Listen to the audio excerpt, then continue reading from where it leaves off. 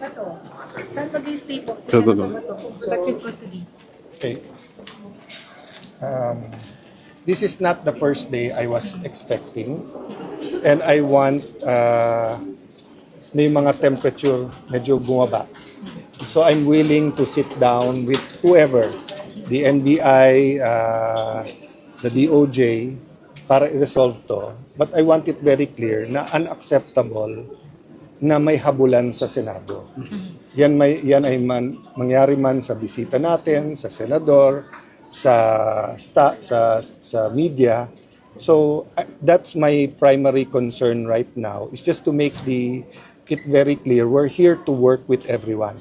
Work with the NBI, work with the Office of the President, work with the House, work with everyone, no? And we will follow the Constitution and the laws. Pero nakita niyo yung video, hindi naman pwede just because they think they have a valid warrant, which is not issued by a Philippine court, ay pwede na silang makipaghabulan sa premises natin. Now, the senators are bringing up to me then that they are heavily armed NBI agents in front of the Senate na may mahahabang barel. It's not, I'm sure hindi ganun ang intention nila. Pero hindi magandang, the world is in crisis.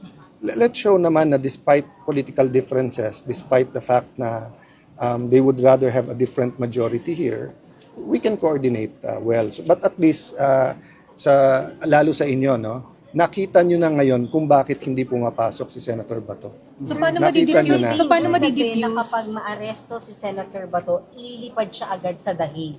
So, kayo po ba, i-surrender niyo po siya? Okay. Whatever the dangers, etc., may korte tayo, may batas. Diba? So, na-discuss na yon sa Senate Resolution 44, which states that ang paniniwala ng Senado, that was approved by the Senate, diba? That kung meron foreign warrant of arrest, they have to bring it before a Philippine judge. Yung Philippine judge ang mag-issue. So, we haven't discussed with Senator Bato yung security arrangement, but in the past, pag nag-seek ng tulong yung senador, hinihintay namin. Tapos pag korte na nagsabi, usually nagvo-voluntary surrender, kinakausap na. Diba? So, for me, it doesn't matter if it's a member of the media, if it's our guest, it's an OJT. Pag they're here to protect their rights, tutulungan ng Senado. So, we don't want to violate any laws. Kaya nga, yung ina-advise ko sa NBI, makipag-usap ng maayos. Hindi yung sasabihin nila na dahil may warrant sila, pwede na nilang gawin yung gusto nila. Sir, gusto pumasok. Isang follow-up lang. Kapag nakipag-usap ng maayos, pwedeng ibigay, i-serve kay Senator Bato yung warrant, sir, ICC warrant, papayagan. They can give it to his office. If gusto niya, pwede niyang tanggapin. Pero yun nga, yung legal basis. Ang sinasabi ko makipag-usap, para maayos, hindi yung what if lumabas yung mga taga Sergeant at Arms dito na may baril din lahat. Gobyerno tayo, laban sa gobyerno. O kung habulin ko rin silang pabalik. So, ang point ko lang, we can disagree, but do it temperately and do it, then paliwanagan tayo kung anong tama. Ngayon, if we don't agree, who decides? Korte. Korte. Pag korte na naman nagsabi, susunod tayo. Isi-serve lang, pero hindi aarestuhin. That's clear. Yes. Hindi kayo papayag na maaresto sa Senator Bato. Well, hindi namin nakikita eh. So kung may warrant of arrest sila galing sa Philippine court, di pag-aaralan namin yun. If it's in order, then we will even convince him that this is a Philippine court. At sinabi na nung asawa niya sa akin long ago, may assurance lang that the Philippine courts will take cognizance of the case. Hindi pa nga assurance na kakampihan sila, papasok si Senator Bato. But yun ang point ko lang. All this time, gusto niyang pumasok. But totoo pala yung threat na ayaw siyang pabotohin. Diba? So, SP, I have to so go back and situation, start. sir, ang situation ngayon kasi, nandito ang NBI sa loob. Yes. At nandun din sa labas, so paano we'll finish the session, then kung gusto nila makipag-usap, makikipag-usap kami. Diba? There's too many problems to create another problem. Meantime, Senator Bato is under protective custody na, so... But I still ask him whether he wants to go home, whether he wants to attend. That's why nga, ang motion ni Senator Marcoleta, napayagan siya through Zoom or any teleconferencing. Para lang may options din siya. Papayagan niyo yun, sir? Well, given what happened today, di ba kasi nung COVID, pare-pareho tayo ng sitwasyon at hindi pwedeng puno-puno. So, pinayagan natin. Sa rules, pag force majeure or national emergency, pwede rin. Oh, pero ngayon, pinipigilan ng isang miyembro paano mag-attend eh. 'Di ba? So, there's only 24 of us.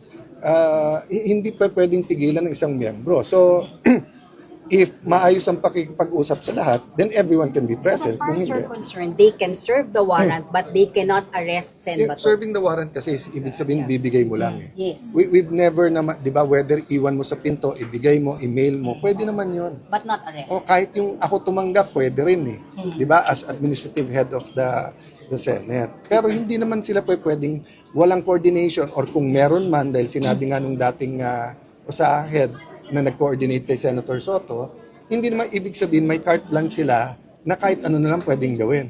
Di ba pag sinabi ko sa inyong pwede ba akong magpa-interview sa newsroom, pagpasok doon, hindi naman ako pwedeng nakipaghaguran kahit kanino doon or nangaagaw ng cellphone sa inyo. So, Iba yung coordination, di ba, na nandito kami para gawin to. And there were some lapses. Kasi, how many armed men do you need here? Senator Bato was alone, ha? Staff ko yung kasama niya. He was alone, ha? Walang security, walang mga baril yung mga yun. But your So, sir, ano leadership yung- will not allow arrest. That is the president and that's what's good for the country, that's what's good for the, we will allow an arrest under the condition that it is a Philippine court and then kakausapin si Senator Bato na yung paggalang sa Senado is two ways. Paggalang ng mga institusyon sa labas ng Senado at yung kapwa senador. So if there's a warrant for arrest for me at kinausap na ako ng SP na, boss, eto na, wala ka ng ibang legal remedy, mag-surrender ka na para hindi mapahamak Senate. That's what happened in the past.